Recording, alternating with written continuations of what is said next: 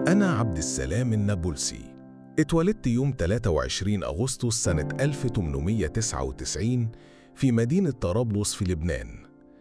والدي كان قاضي شرعي وعيلتي كانت متدينة. ولما وصل سني ل20 سنة أهلي طلبوا مني إني أسافر القاهرة عشان أتعلم في الأزهر وأحفظ القرآن، ولكن بعد 3 سنين قررت إني أسيب الأزهر وحولت أداب.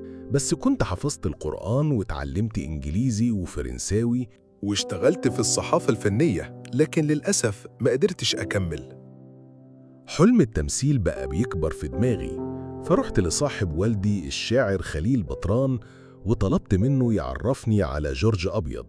لكن أول ما طلعت على المسرح الناس ضحكت حتى من قبل ما أتكلم، فجورج طردني بالذوق وقال لي إني ممثل كوميدي، وقررت أشوف طريقي مع حد تاني.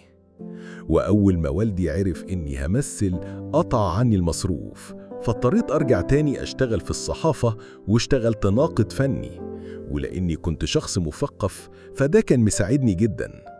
بعدها جات لي فرصة تانية في فرقة يوسف وهبي، لكن للأسف ما اتفقناش لأن أسلوبنا في الشغل كان مختلف، لحد ما جالي دور في فيلم غادة الصحراب وأدوار صغيرة في أفلام زي وغز الضمير والقناع الأخير.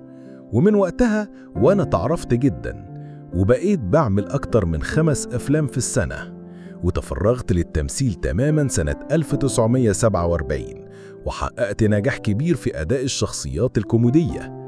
وكان ليا الحظ إني مثلت مع نجوم كبار زي عبد الحليم، إسماعيل ياسين وغيرهم كتير، وأقرب ناس ليا كانوا صباح وفريد الأطرش. وفي الوقت ده جات لي أزمة صحية فضلت بسببها 40 يوم في المستشفى، ولما حساب المستشفى تقل قررت أخرج وأكمل علاجي في البيت. بس لما بلغت المستشفى قالوا لي إنهم مش هيسيبوني أخرج إلا لما أدفع اللي عليا. وقتها الدنيا ضاقت بيا وما كنتش عارف أعمل إيه.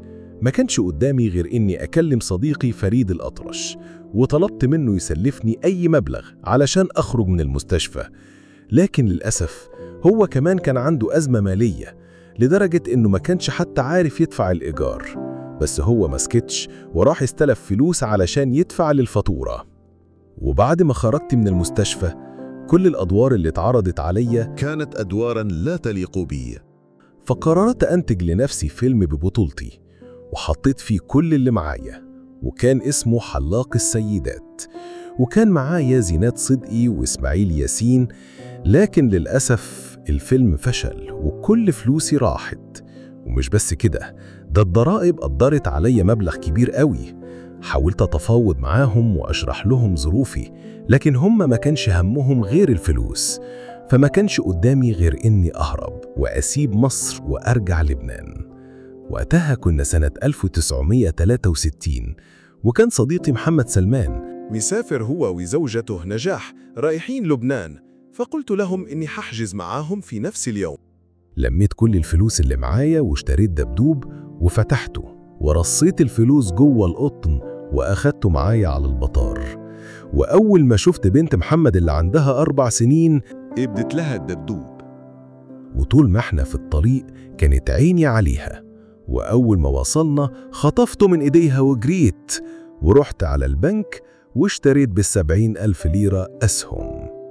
لكن بعد فترة البنك أعلن إفلاسه، ولما الضرايب عرفت حجزوا على عفش شقتي في الزمالك لأني ما كانش معايا أسدد. ولأني كنت معروف في لبنان الناس رحبوا بيا، وبسبب وجودي هناك زاد عدد الأفلام اللي كانت بتتعمل، واشتغلت مدير الشركة المتحدة للأفلام. وقتها كان سني كبير وصل 60 سنة وما كنتش لسه اتجوزت. ولما كنت بقابل 2 متجوزين كنت بقول لهم انتوا لسه مع بعض ليه؟ اتفرقوا بقى. ولما كان حد يسألني انت ما اتجوزتش ليه؟ كنت بقول له لسه ما اتخلقتش اللي تخليني أحبها. في الوقت ده كان في بنت اسمها جورجيت كانت بتسمع اللقاء اللي أنا قلت فيه كده، وكانت من معجبيني، فقررت تكلمني وفعلا اتصلت بيا. قالت لي انت ازاي ما اتجوزتش لحد دلوقتي؟ سألتها عن اسمها، قالت لي اسم مستعار، لكن قالت لي سنها الحقيقي كان أصغر من 18 سنة. فاستغربت إن واحدة في سنها بتناقشني وتديني دروس. وفعلا بقت تكلمني كل يوم تقريبا. وبعد آخر تليفون فضلت 10 أيام مش عارف أوصل لها. وحكيت عنها لمحمد سلمان ونجاح. في الوقت ده نزل فيلم عاشور قلب الأسد، وكان من إنتاج رشدي أباظة. وهي اتصلت بيا علشان تبارك لي، فكلمتها بطريقة صعبة جدا وكنت بعاتبها على الغياب، وطلبت أشوفها لكن هي رفضت. سألتها عن شكلها، قالت لي أنا تخينة وشعري خشن وسمرة، بس برضو صممت إن أشوفها وفعلا قابلتها وعرفت إن اسمها الحقيقي جورجيت. وأول ما اتكلمنا طلبت منها الجواز على طول، ولما قالت لي إنها عاوزة تفكر قلت لها أنا فرصة عمرك ومش هتتكرر. وفعلا خدت كام يوم تفكر وبعدها وافقت، ولأنها كانت مسيحية اتجوزنا جواز مدني، ولأن أهلها كانوا شداد جدا رفضوا جوازها من مسلم وجم البيت وخطفوها. لكن أنا ما قدرتش أبعد عنها، فأجرت ناس راحوا خطفوها من بيت أهلها وأخدتها وعشنا في مكان بعيد، وأهلها كان نفسهم يشوفوها فدوروا علينا وحصل الصلح وفضلنا عايشين مع بعض لحد آخر يوم في عمري. عشنا سوا أحلى أيام برغم إن ظروفي كانت صعبة. وقتها جالي فيلم في تونس مع فريد شوقي وصباح اسمه رحلة السعادة، وتعبت وأنا بصور الفيلم ده، والألم كان بيزيد ومشكلة قلبي ومعدتي بدأت تتطور، وكنت عايش على المسكنات. ولما كنت بروح الفندق بالليل كنت بصرخ من الألم لحد ما صباح سمعتني لأنها كانت في الأوضة اللي جنبي، فطلبت توديني المستشفى لكني رفضت. بس اديتها مفتاح الأوضة لأني كنت حاسس إني هموت وخفت محدش يحس بيا لو جرالي حاجة. بعد أيام رجعت بيتي وكنت برضو لسه تعبان، وكنا عازمين مجموعة من أصدقائي المصريين، منهم كوكا ونيازي مصطفى وفريد شوقي وهدى سلطان. تعبت فجأة وهم موجودين، وفجأة البيت اتقلب وطلبوا الإسعاف. وأنا في الإسعاف وإيدي في إيد جورجيت أنفاسي وقفت قبل ما أوصل المستشفى يوم 5 يوليو 1968. وصديقي فريد الأطرش هو اللي تكفل بكل مصاريف جنازتي لأن جورجيت ما قدرتش تسحب فلوس من حسابي.